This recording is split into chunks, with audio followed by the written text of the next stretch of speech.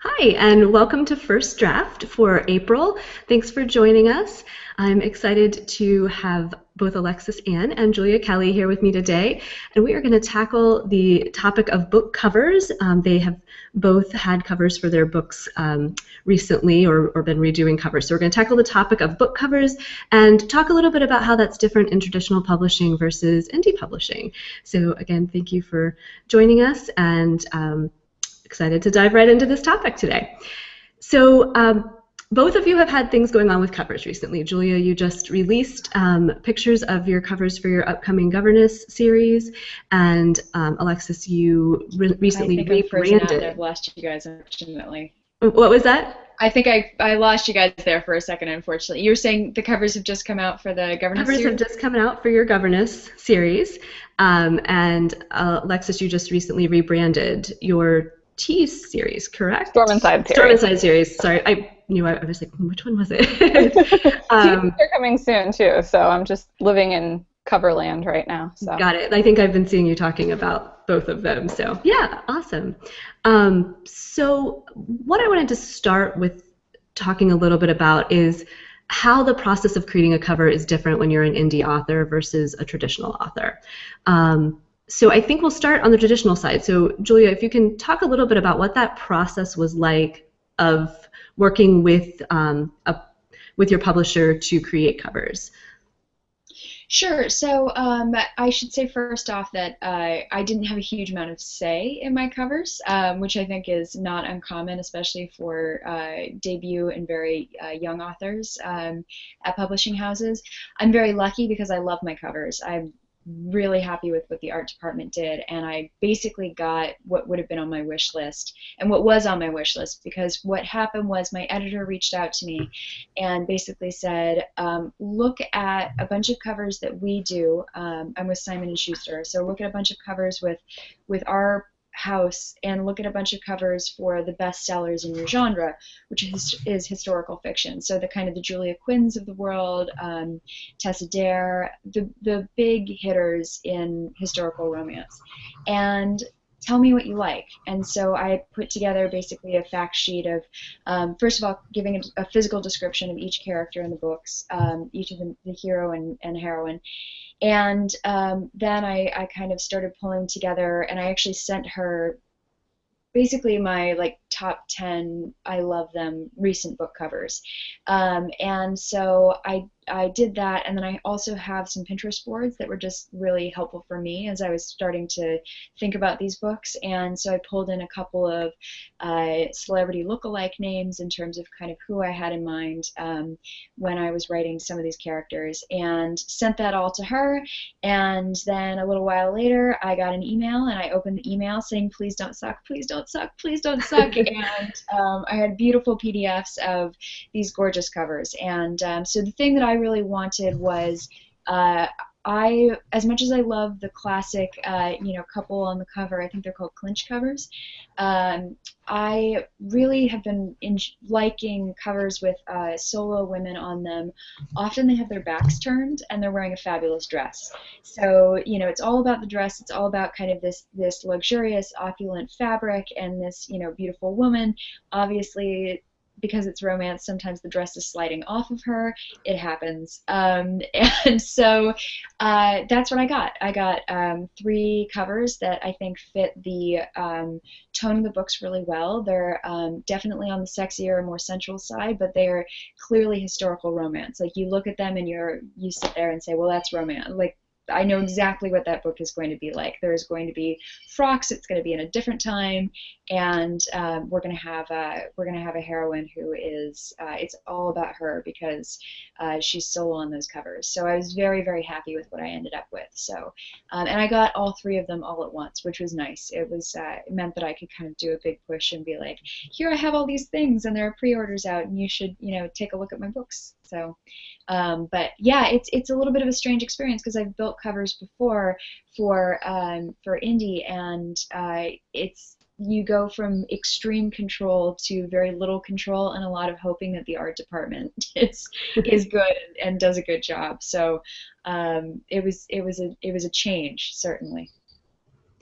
Definitely. It sounds, every time you talk about this, it reminds me of if you're building a house and you're working with an architect, you get to send them, pictures of other houses you like, or pictures that capture sort of a feeling or a look of something. So it sounds like it's very much like that. But unlike building a house where sort of you have ultimate then rejection or acceptance, like you kind of are in a position as, especially as you mentioned, as a debut author or a young author with a house, that you are kind of in a position where you get the covers and you kind of have to go with what they've given you for the most part, or is there some recourse if you Well, so really I think didn't it like depends them? publisher to publisher. I think it Hmm. depends on the art departments and it depends on the editor. I have had friends who shall remain nameless who pushed back a little bit on covers when they felt like it wasn't accurate because of, either representation with, I've seen people run into it with characters of color, where the cover art doesn't quite feel right for the character, or I've also seen it be completely off base.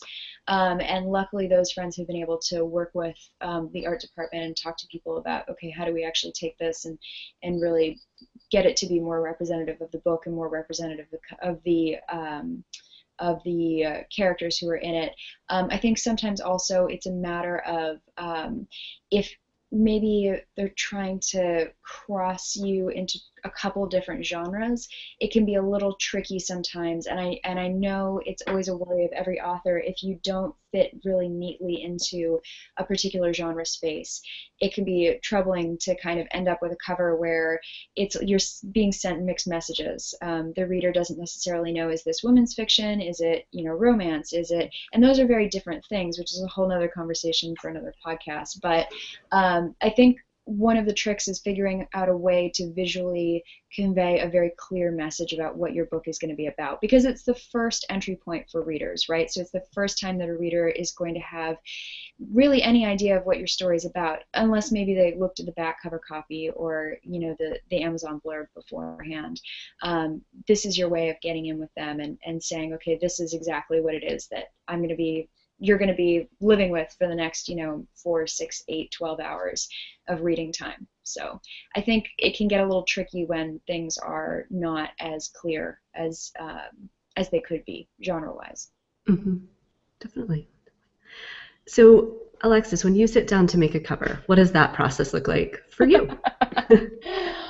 Well, it's interesting, especially with the Storm Inside cover. This is the old cover that I just replaced. That process was different than the one that I just went through with the new covers, because that one I hired a cover artist to do, and so it's not entirely different than the traditional side, but you do have a lot more say and more freedom because you are the one in charge. You're the one paying that person, and so you send them covers that you like in your genre.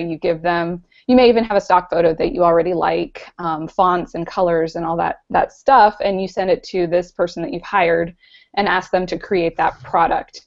And different artists who you hire are going to have more control or less control depending on how they run their company. I've worked with some cover artists who you just are like, I need a really sexy erotic romance cover that has red on it, and they send you something and you're like, dear God, how did you get that out of my brain? And there. And then some you send it to and they're like, well, I have no idea what you mean. You're going to need to send me more because I can't deal with this. So there's that end of the indie book cover building process. And then there's what I've switched to, which is I make all my own covers now. And it's all you. Everything is you. You have to find the stock photo. You have to decide on or pay for custom photo shoot, which is not something that I spend the money on. That is an incredible amount of money. And that just doesn't make sense to me financially when there are a lot of great stock photos out there for you to pick from. You choose the fonts, the colors, the sizes. You can make your name giant. You can make it tiny. I mean, there's so many options. It's actually really overwhelming and terrifying, and it can take me hours or days, depending on the cover and how clear the vision is in my head, to make it. With the Storm Inside covers, I was switching from this, which has a couple on the cover, and it's very dark, to something very bright, very eye-catching, and very, very neutral. When I came out with the first cover, I wanted very much to fit into the slipstream of what the mainstream was doing right then, which was a lot of couples, a lot of couples on the covers, and obviously that fits right into that. But my series is 3 years old now, and it's aging. It needed some new stuff in it, and I really like the idea of just going with something super neutral, because the biggest feedback that I've gotten over the last few months from people who have picked up my book for the first time is, I never would have read that book because it was screamed romance, and I figured it would be a textbook romance. But you don't write textbook romances, and I really enjoyed your voice and your characters, and I wish that I hadn't just said no as soon as I looked at it. So that was my big goal in redoing those covers, was to open it up to a different audience. Definitely.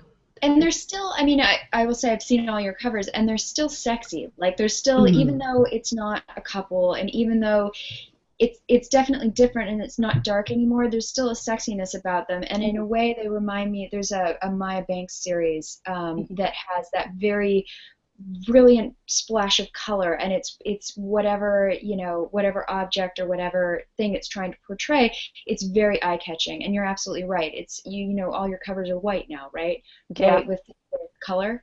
Yep. And it completely rebrands the entire series, and it looks different. And I think you're right, you know, you don't write traditional romance in the sense that, you know, I think you write erotic romance, but you also write, you know, these series, and they're very emotional and all these things, and you convey that really well with a single, you know, really brilliantly colorful image. And I think it's incredible watching the process of them going from what they were 3 years ago to, which I can't even believe that it's been 3 years. I know, I looked at that copyright date, and I'm like, I know you what? said it.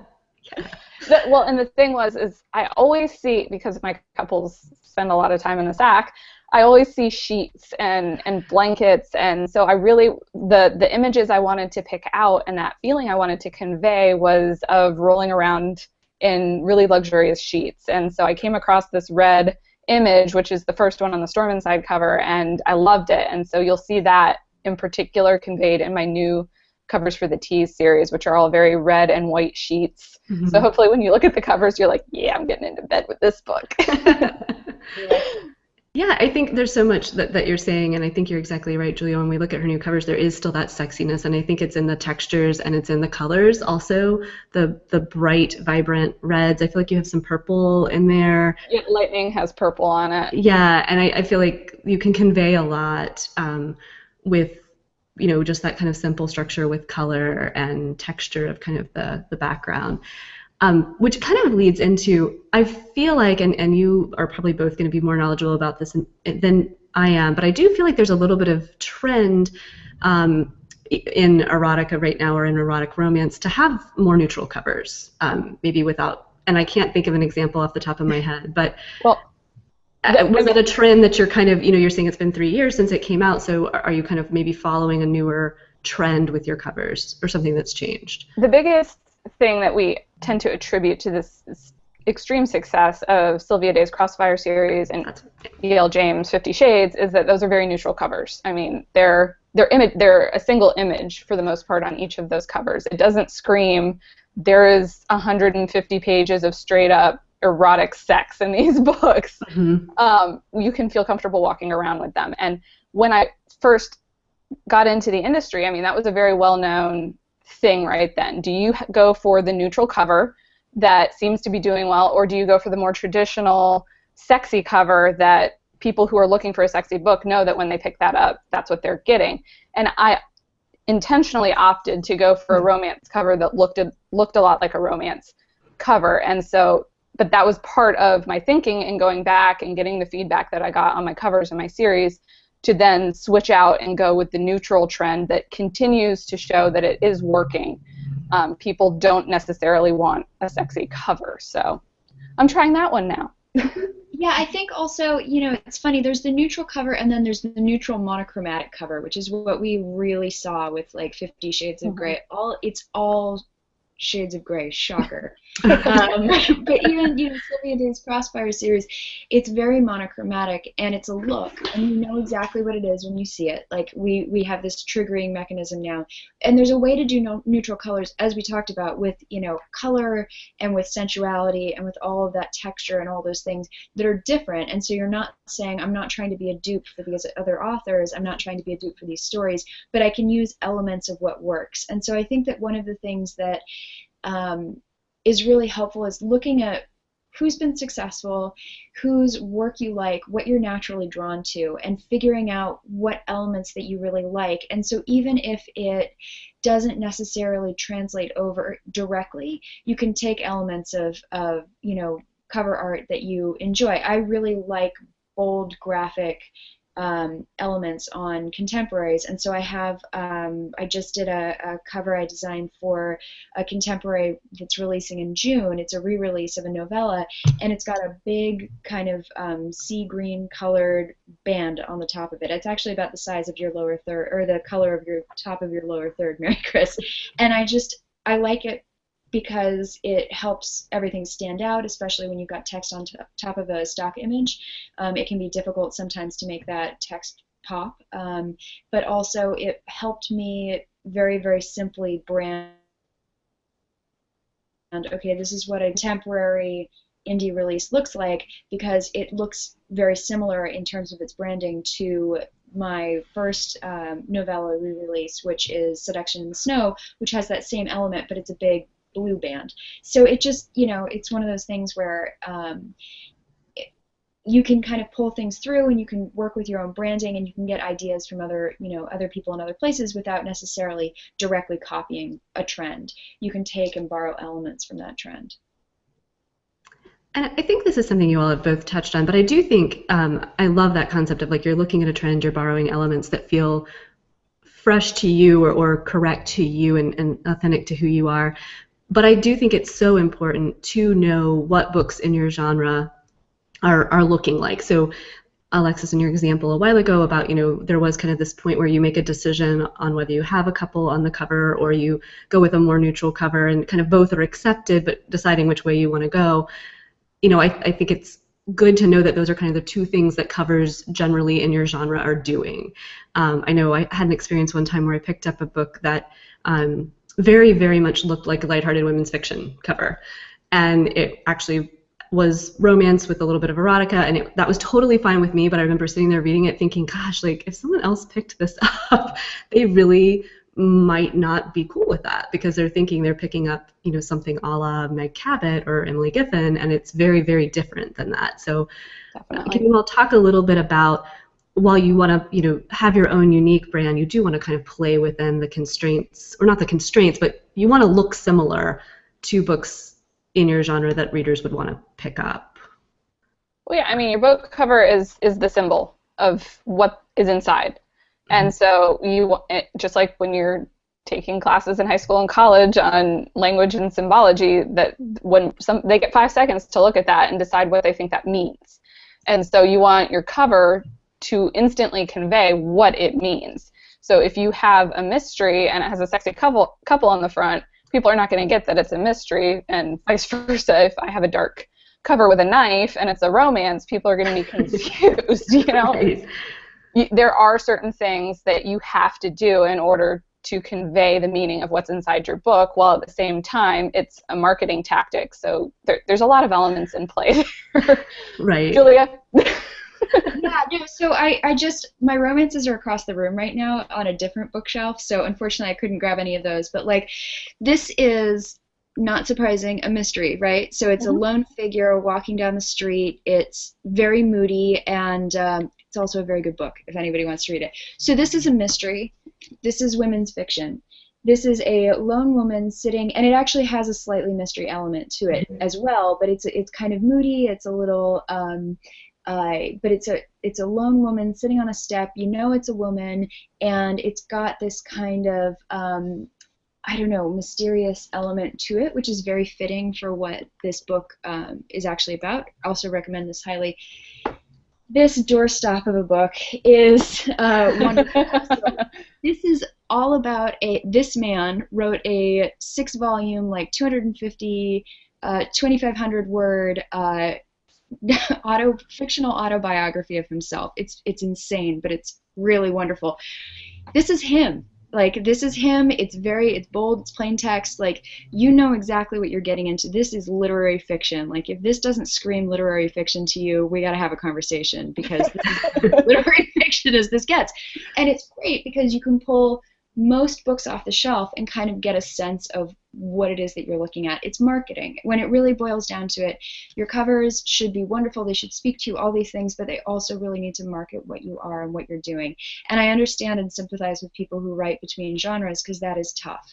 Mm-hmm. When you're trying to capture what it is that you're trying to convey, and you kind of are like, well, you know, I write mystery and I write romantic suspense, but I also write romance and erotica, and there's historical element to it too, and you're just like, I have 5 genres on one cover. Like, how does that work? But your goal is to try to deliver that message to your reader as best as possible, and to make it, you know, as distinctive, ideally as distinctive as something like this, you know. One of the Facebook groups I'm in, there's actually a thread going right now on branding, especially when you are in 5 different genres, and how do you do it, and so that the readers know that when they come to you that A, you write in 5 different genres, but B, you don't lose your mind in the process, because you're marketing mystery this way and romance this way, but there is a common thread. I've recently branched finally into different genres, and one of the big feedbacks that I've gotten is that there are a lot of similar elements to my writing no matter what I'm writing. And so that's what you want to start picking up on, is what is it that is the same no matter what you do, so that that can start to become part of your branding and part of your message, and little pieces of that will make its way into your covers, because your covers are part of your branding. Exactly, and I noticed that you did that kind of with your name. Like, your name looks very similar, I feel like, on, which I think is great. I actually noticed that, and I was like, I don't know if she did this intentionally, but clearly the covers look really different, but the name is very similar in font. So it's the same font. It's a variation on the font. Yeah. So, because almost every font has several variations underneath it. There's the new version, the old version, the traditional version, the italic version. It's the same font. It's the same font family. I just use 2 different versions. Yeah. So there you go. You were smart. So I think one thing, you know, without getting too in-depth about designing your own covers, I do want to touch on, since you both have designed your own covers, you know, as well as worked with a cover designer. So Alexis, you did that as an independent author, hired a cover designer, and Julia, you've kind of given input to someone at a publishing house about that. But if you are going to tackle this concept of designing your own covers, what advice would you have for somebody who wanted to do that? And I guess, where is the line? And I know this is something that Alexis and I talked a little bit about in a master class we gave. Like, how do you know that that is something that you're capable of doing versus you really need to hire a professional, even as an indie author? Like, cover design is just above what you can do. And you guys both do beautiful covers, but I would like to give, you know, viewers and listeners some ideas of how you know, can I do this myself, or do I need to hire someone to do it? If you have a background in computers, for sure, but in design, then it's possible that you can do it. You definitely have to have some sort of marketing design background where you're interacting with people. It is a very computer-heavy thing that you're embarking on. So if you are not good with technology and computers, don't even think about it, because you will drive yourself insane. And then if you have a really good eye for noticing the differences in the trends and what draws your eye, photography backgrounds, even if it's a hobby. I took a few photography classes in high school, all about drawing the eye to certain things, and that's what I pick up on when I'm looking for images for covers. And then I did tons of graphic design as an archaeologist, which I know makes no sense to anybody who's outside the industry, but archaeologists do a lot of graphic design. So for me, it made sense to make my own covers because I knew how to do almost everything already. It was just a small learning curve for how to do it for book covers. If that is not in your background, don't do it. Yeah, I think that's very wise advice. And I worked in TV for a long time, and I think between that and between having, fortunately, a mother with an absolutely impeccable eye, helped me learn a lot of things, but I know my weaknesses. Like if you look at my two contemporary covers, they are strong stock photos. And like because I'm not that person who's going to be able to manipulate Photoshop to the degree that I would be happy with it.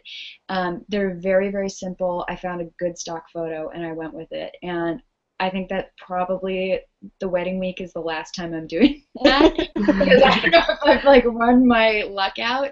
I think that realistically, so when I did it, I knew I wanted, again, like eye-catching, really, really bold bar on the cover because it makes it look a little bit more polished, and that's about the capacity of what I can do. Like I'm not by any means that person who's able to go in and start really manipulating, images and things like that. I have friends who can do that.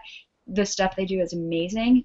I don't have either the natural talent for it or the inclination to learn how to do all the mechanics behind it.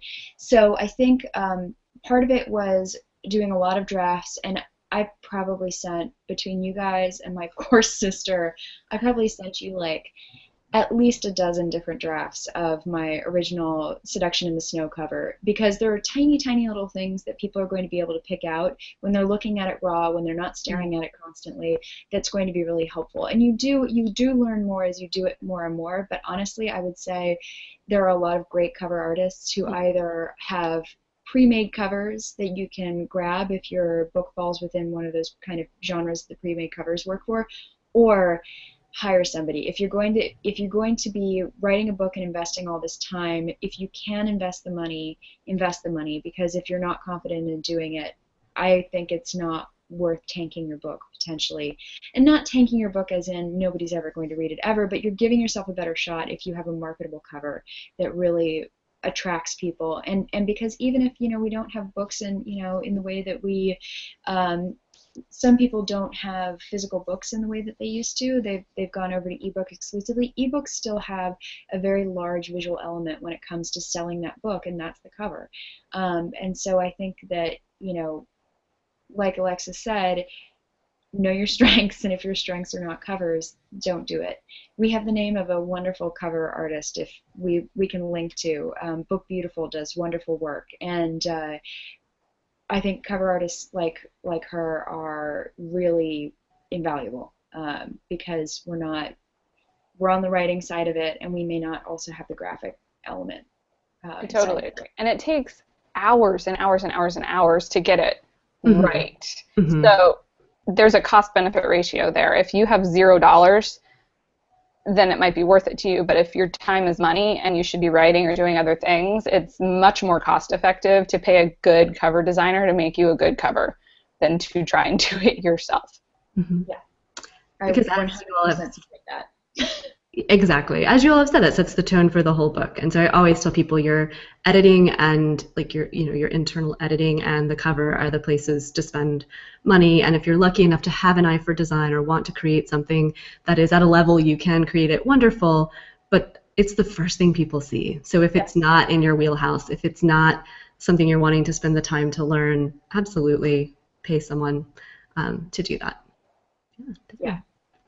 Well, good. Well, thank you all so much for sharing your stories about cover and rebranding and working with a publisher to create covers and working on your own to create covers. So many different ways that you can go.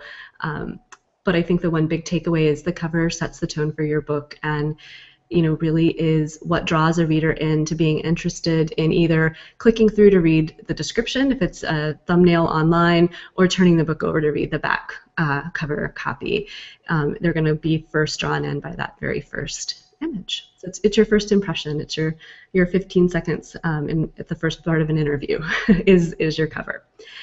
So I'll give you both a second just to kind of talk about what is going on in your writing lives right now and what you might want people to know about, and then we'll wrap up. Go for it. I'm Alexis Ann. You can find me at alexisannbooks.com. I have all new covers on the Storm Inside series, which is Storm Inside Reflected in the Rain and When Lightning Strikes. And at the end of May, you'll get a 4th book in the series called Never Let Go. So grab the box set or the first free book in the series and get ready for some more fun action in that series. All right. And I'm Julia Kelly, and I have all 3 of my books up for pre-order with beautiful covers now. They are The Governess Was Wicked, The Governess Was Wanton, and The Governess Was Wild. So if you ever hear me just break into Wicked, Wild, or Wanton, that's what it is. And those are coming out in the fall. Very excited about that. And then I also have a release coming out June 7th, and that is The Wedding Week. It's a re-release of an anthology novella that from 1 week in Hawaii, which is a project that I did with Alexis. So that's kind of what's going on for me. Awesome. And I'm Mary Chris Escobar. It's been my pleasure to host today and chat with both of you. And I can be found at marychrisescobar.com. I have a newsletter there with a free novella when you sign up, so feel free to grab that and get all the information about my next novel and when it's coming and what's going on in my writing life. Thank you all so much for watching or listening to our show today. If you want to learn more about First Draft, check out our website at firstdraftwriting.com. In the post about this show, we will include pictures of Julia and Alexis's beautiful book covers, as well as some of maybe the other covers that we used as examples during the chat today. So definitely check out firstdraftwriting.com. We are hoping to start a newsletter so that we will be dropping our video and podcast right into your inbox every month. So please stay tuned for that. We'll make sure we get you more information about that, and all that will go up on our website. If you're watching us on YouTube, thank you so much. Feel free to leave a comment. Feel free to leave a comment over on our blog. And if you are listening to us through iTunes and enjoyed the show, the podcast, we would so appreciate it if you would leave a review. That's just going to help other writers and folks interested in the business of writing and the craft of writing find our show. So thank you so much for watching or listening. Again, all of our information is at firstdraftwriting.com, and we will see you next month on the first Tuesday of May.